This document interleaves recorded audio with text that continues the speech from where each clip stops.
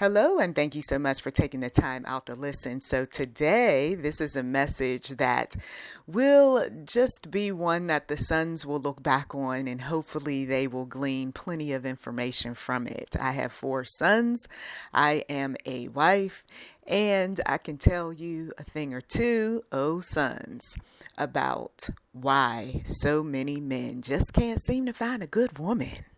Okay?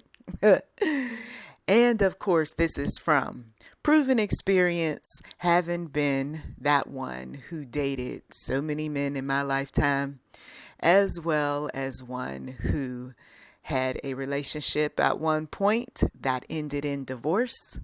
And of course, all of the books that I have written and the people that I have talked to online and offline.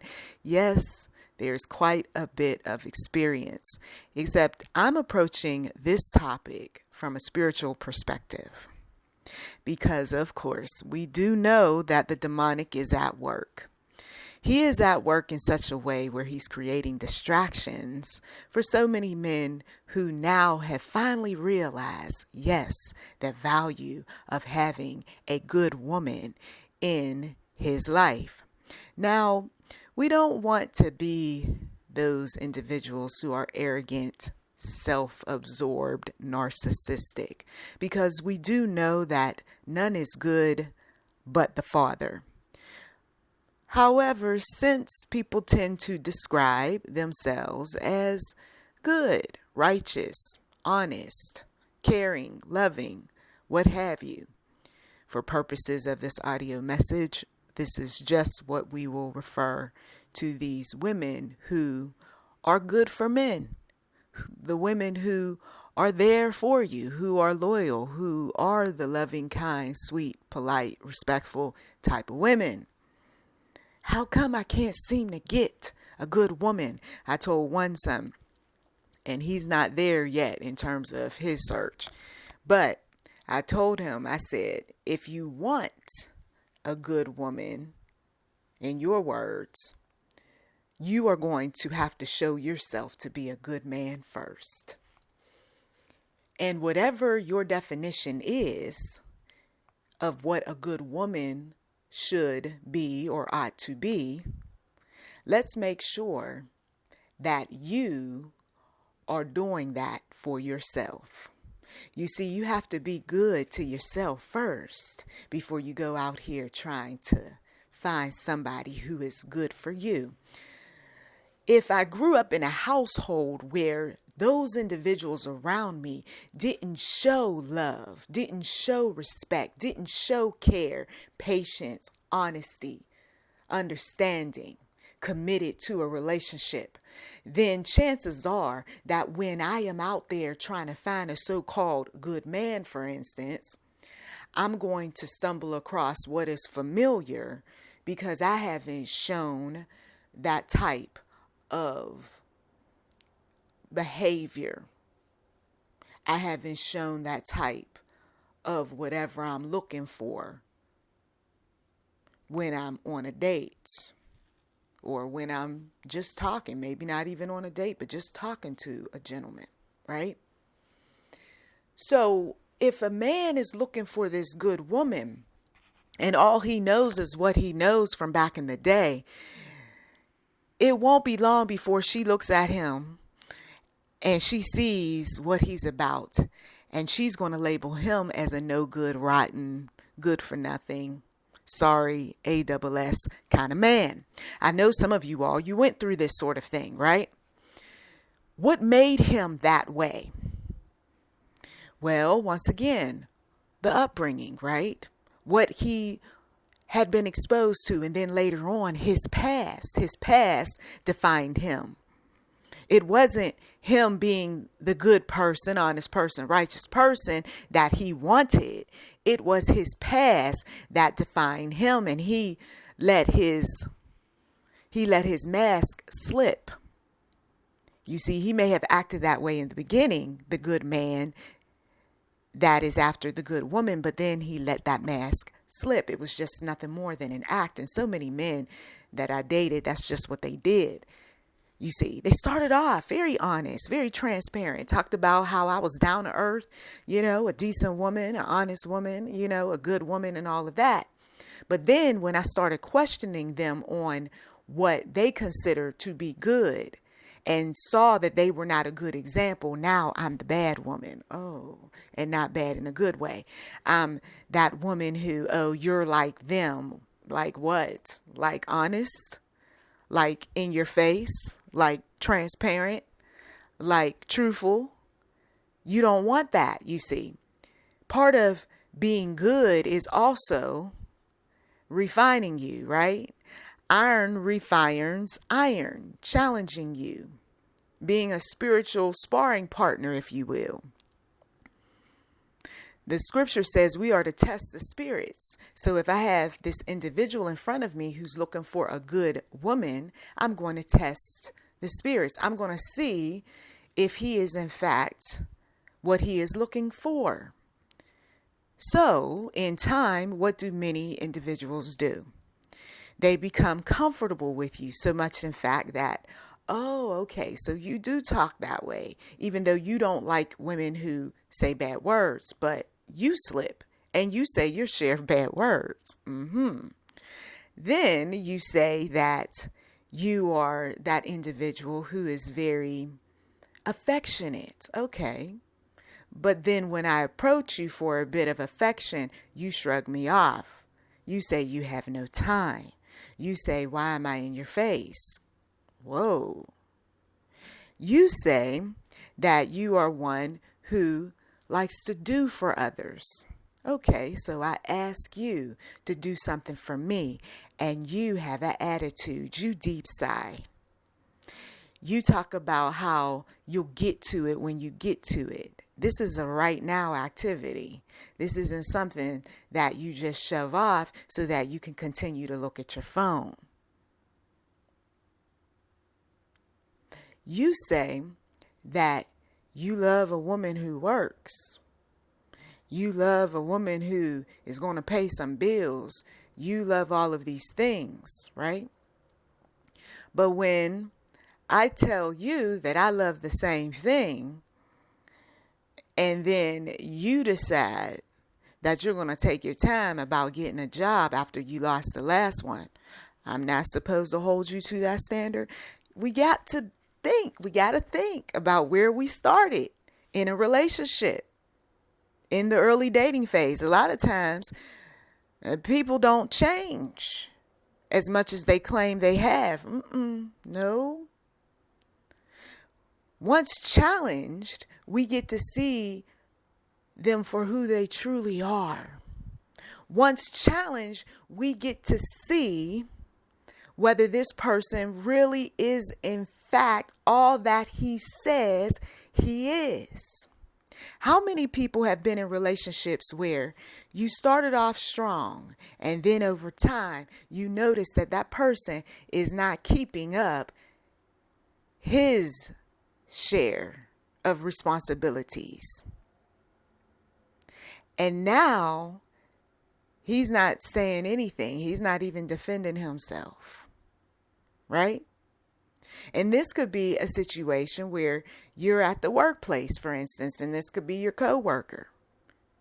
Now, at the workplace, we know that everybody has agreed to work that job because what is expected? Work. So then if I'm in a relationship with someone or I'm looking for someone, I'm going to expect that the person who's telling me that they want to be in a relationship is going to do what? Work. Exactly. And so the man is expecting something in return if he's giving out something, just as the woman is expecting something in return if she's having to get put out and give something. And yes, there are going to be times where a man is going to have to be flexible, because once she is impregnated and once she has a baby, things just might change. And so that woman who you fell in love with and love the fact that she works and she makes money may not want to do that. Are you prepared for that? And there's many men who know they're not. So then why are we sleeping with one another then? Because the probability of someone at some point getting pregnant is pretty good. You see. I remember telling one individual that he might as well just be with a man then. Ooh. Yeah, because you see, he was looking for someone who enjoys sports. He was looking for someone who he could hang out with and drink periodically.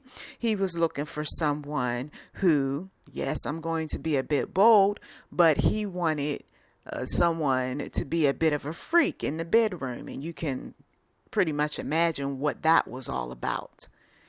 And some of the requests, even a gay man who was my friend at the time told me, excuse me, are you sure he's not gay?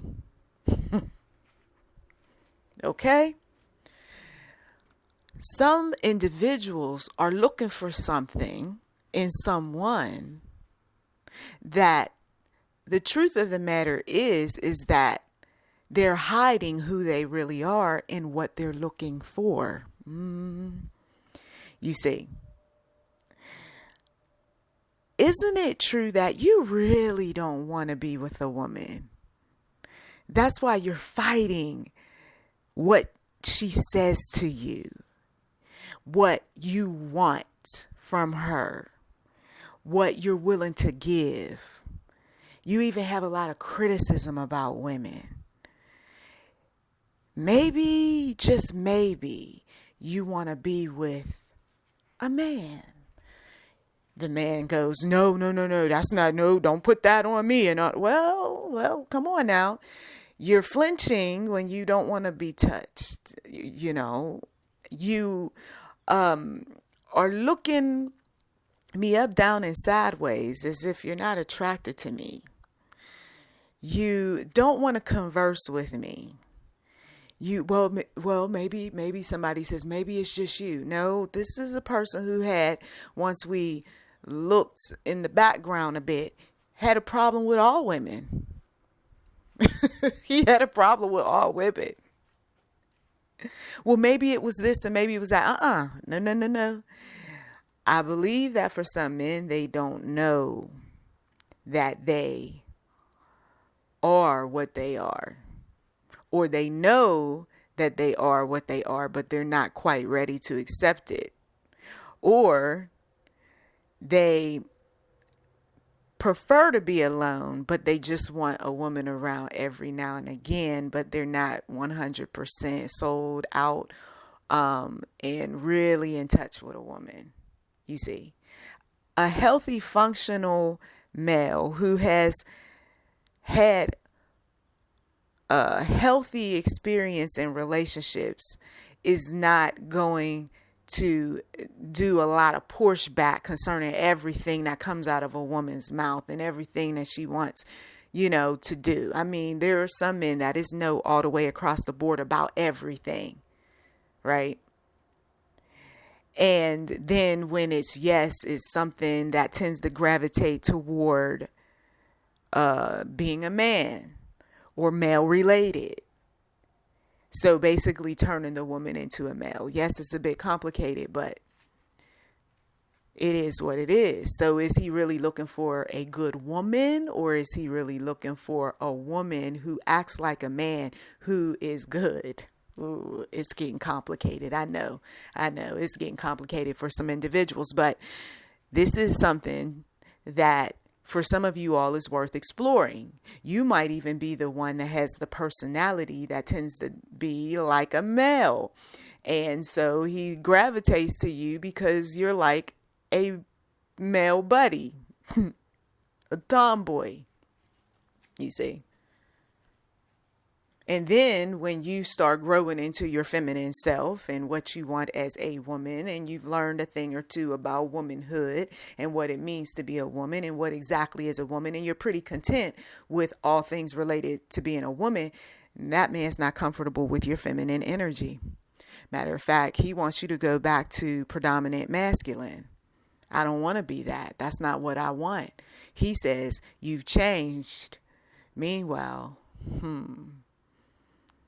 Maybe he was just hiding the whole time. And then when challenged by the changes that were going on within you over time, he was left uncomfortable. There's a lot of interesting things that take place. So as I was talking to the sons about a number of things, including wanting a good woman, and talking about, once again, you've got to show yourself to be good before you go seeking after someone. Because if you're not good based on whatever your definition is, you could very well corrupt someone. And now she's sleeping with the enemy. They were thinking about their share of things with regard to women.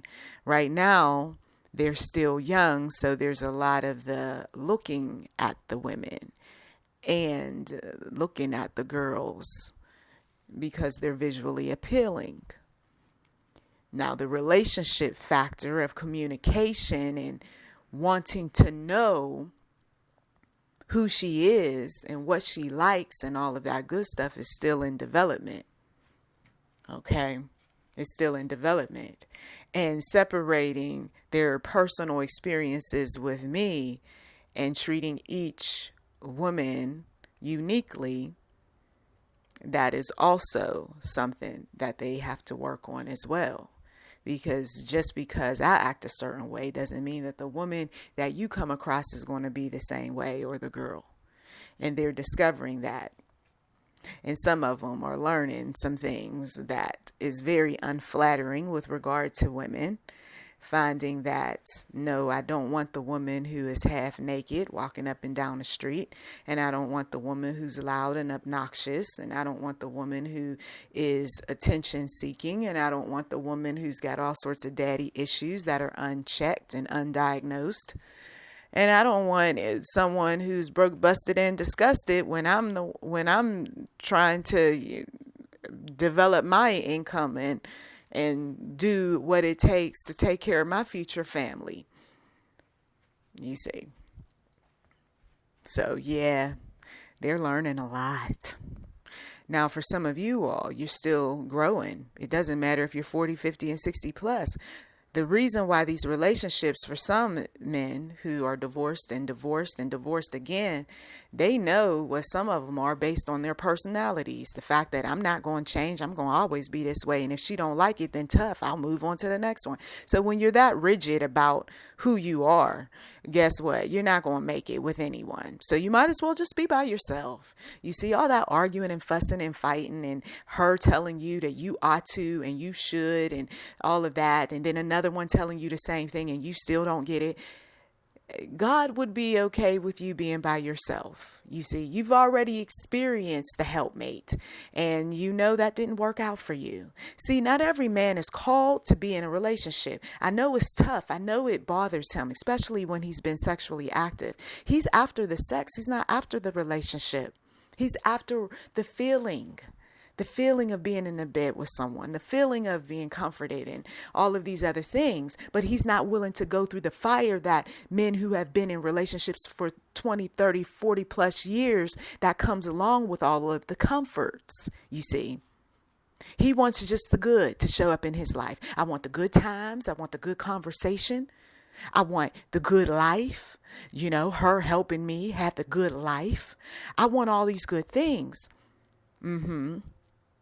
So once again, are you coming in with the good credit? Are you coming in with the good conversation? Are you coming in with the good body? Because there's a lot of men who say he wants that good body, that brick house sort of body, that hourglass shape, a thick one or one who's fit, an athletic build and all this other stuff. But then she looks at him and she sees a man who looks like he's pregnant. And there are some men who's turned off by that sort of thing when a woman becomes pregnant.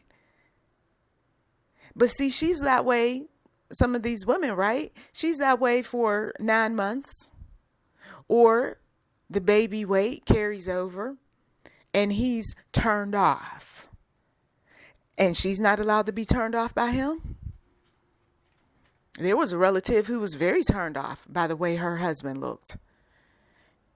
And she was telling herself and telling other people that he's going to lose the weight one day. He's going to lose the weight. I know he's going to lose the weight. Oh, don't worry about it. He's going to lose the weight. And every time we saw that person, he wasn't losing the weight. He wasn't acting like he wanted to lose the weight. She had an athletic build. She looked good. And she was doing everything that she was supposed to be doing in terms of making sure that household was taken care of, making sure that she had conversation to give, making sure that finances were budgeted accordingly. All he had to do is put the money in the accounts. And yet, despite, and also being a helping hand, whatever projects that he had, she was right there taking care of business. But how long are you supposed to be in that role of good before you eventually lose it? How long are you supposed to play that part? You see, and that man who's looking for the good woman, eventually, when you do find her, and maybe she is dismissing a lot of things concerning you because she has her shortcomings. I'm big. You big, all right. I sometimes I lose it. You lose it sometimes. Okay. But then after a while, if she's on that slow rise of wanting to be a better person and you're still not wanting to do all that it takes to be better, she's going to lose interest over time. She's going to lose interest. And this is what's happening in a lot of relationships is this one is moving forward and this one is either stagnated or he is still in the background somewhere trying to figure some things out.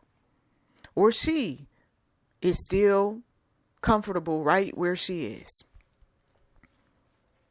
And if it is drawn on comfort food or she's smoking a lot or drinking a lot or out there on drugs or whatever else, but she wasn't that way in the beginning, is that man going to hold himself accountable to what he did that impacted her?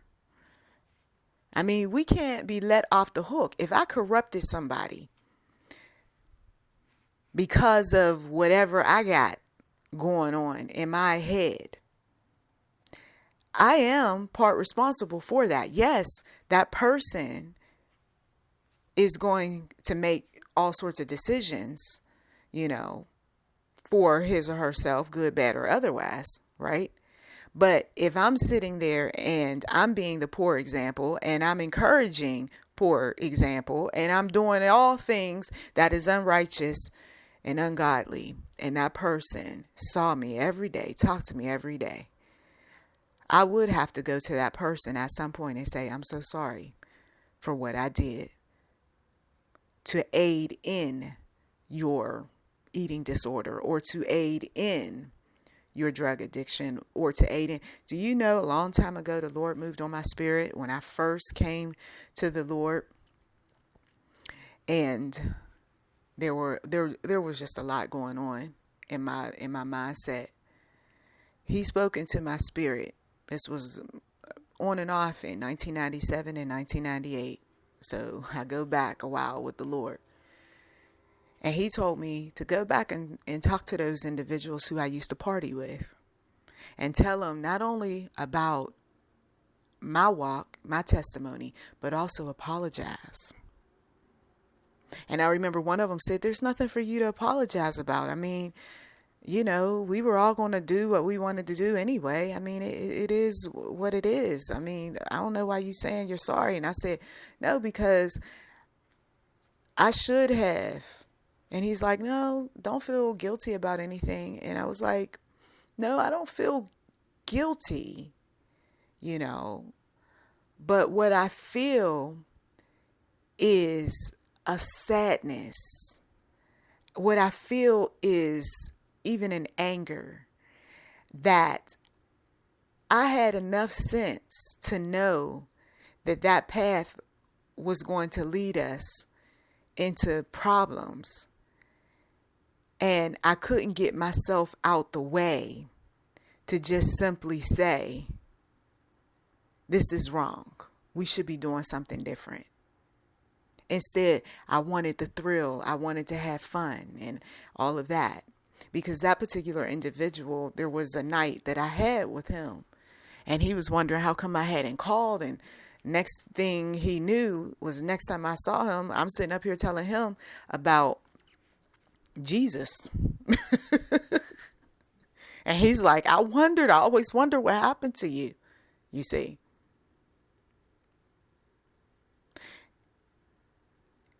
You see, there are those individuals who,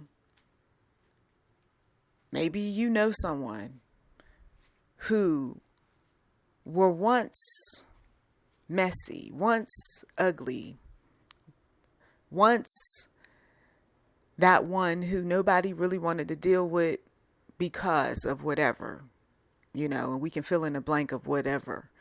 But at some point, God gets a hold of them and turns them around. And when that one who was once bad turns good, we support them. We don't criticize. We don't get upset about. And there are some men who, they know they're still messy. They're still disturbing. They're still dark. They still got a lot of ugly going on with them. And they claim they want good. But all of their ugly that they got going on is corrupting good.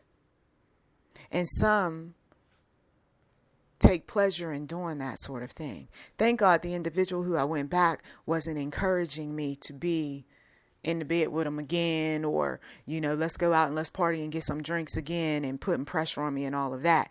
He had enough respect for what I was doing, and to this day continue to do with regard to Jesus Christ and drawing people to the Lord and all of that good stuff. You see. And sometimes people want you even more because you're all cleaned up. But no, we're not doing that. It was nice seeing you, and I appreciate all of what you did do during times where I was just losing my mind,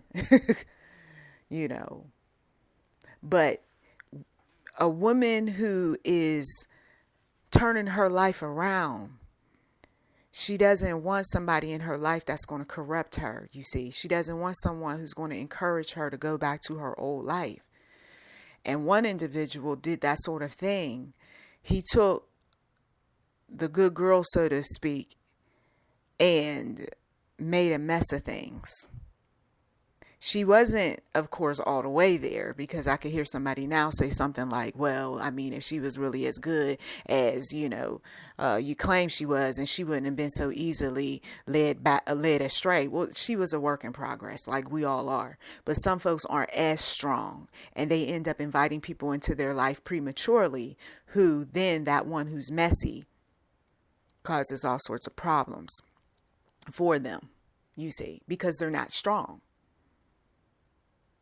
We're not placing all the blame on that snake in the grass who shows up in their life. But yes, they are held accountable to what they allow to come into their life. But going back to the man who he's losing. He's in a relationship right now, and he's losing because he refuses to change. Because he refuses, from a spiritual perspective, to confess sin and repent. He refuses to be a model example, and he confuses individuals by playing two sides of the fence. Because while she is on her way back up again, he's sitting over here and he's still talking about the good old days. Were they really the good old days?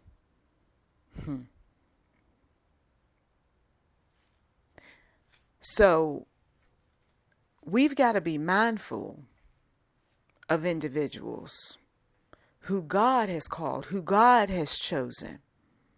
And don't be so quick to nitpick or even to cherry pick what they're saying and what they're doing based on whatever suits us or whatever we want to say or do to put them down. Because the enemy will put you up to aiding in the destruction of someone. The enemy will put you up to seeking out people who call themselves honest, righteous, true, and everything else for the pure intent to corrupt them. And if you know that you're still going through a lot, once again, that's all the more reason why you don't date someone. When you know that you are troubled in mind, body, and spirit, why are you continuing to seek after people when you don't have your money right, when you don't have your credit right, when you don't have your conversation right, when you are easily irritated? There's some folks who a simple doctor's appointment will help you in mind, in body, and spirit because of the hormones that you're going through, or because there's a imbalance in the mindset.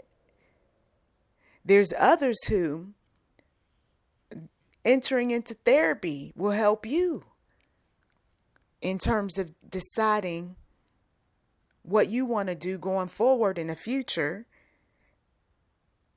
and selecting the right partner instead of continuing to attract the wrong partners.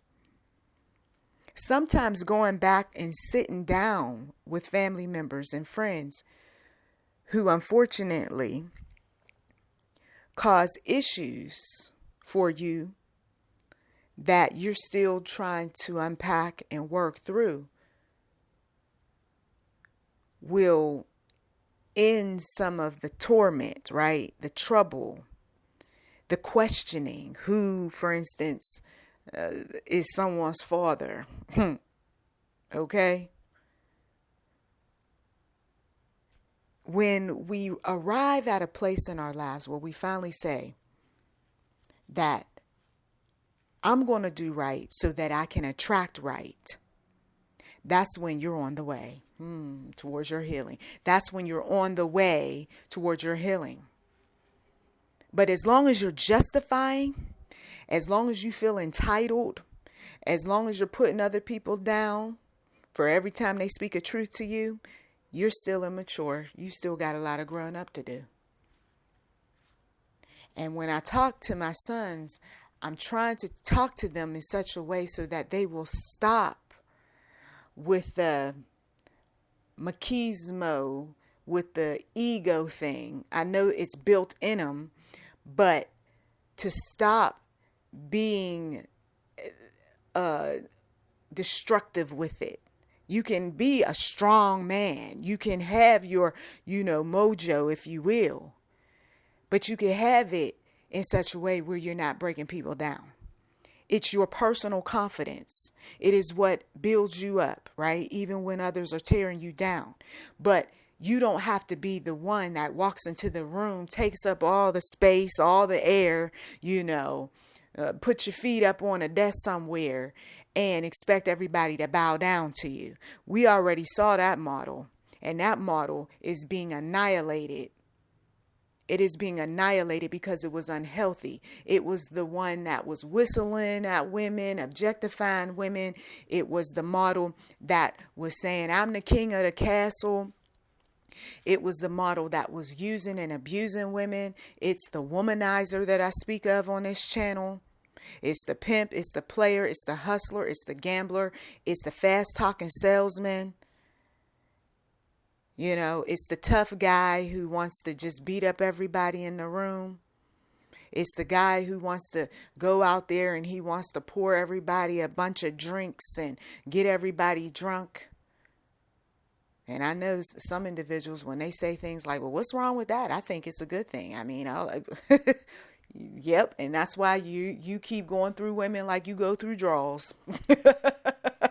And meanwhile, your friend got the good woman, and your friend is going the distance, and your friend got a nice family, and your friend got investments, and your friend got a house, and your friend owns 2, 3, 4 cars, and your friend is the epitome of a strong-minded, good man. you see. And some of these men, as quiet as it's kept, they hate on that man. But that man got his act together. And he finally said, I'm going to sit down and I'm going to talk with this woman and I'm going to ask her, what do you want? What do you want from me? What are you expecting from me? Where have I gone wrong? That's a humble man. That's a man that God will set some of you women up with if you are really working on you the way God intended. You will get him. And that woman who's out there cheating, creeping, lying, and taking advantage of that man or whatever else, she's going to be out the picture and then you show up. Or that woman who she is in a mixed match sort of relationship and that man's not appreciating her. He's not loving on her. He doesn't compliment her. He doesn't take her nowhere. He doesn't see her pain. He doesn't acknowledge her pain. He could care less about what she's going through. He's not just being a supportive figure or anything else. God can take that woman, and that we saw in scripture where God, he will take a woman and give her over to another man, and she will become his wife and leave that man in the dust. You see what I'm saying? So for some of you all, your prayers are getting answered. I know you don't see it right now because God keeps putting you through some trials and God keeps telling you to give up some people, places, and things. And you're like, I'm not ready for all that. But I'm telling you, if you do it, it's going to usher you into a future where you will be able to reap the benefits of what a good life truly looks like, truly feels like. And yes, it's not going to come without challenge, but you won't be struggling like some of these pimps, players, hustlers, gamblers, fast talking salesmen, macho guys, and all this other stuff.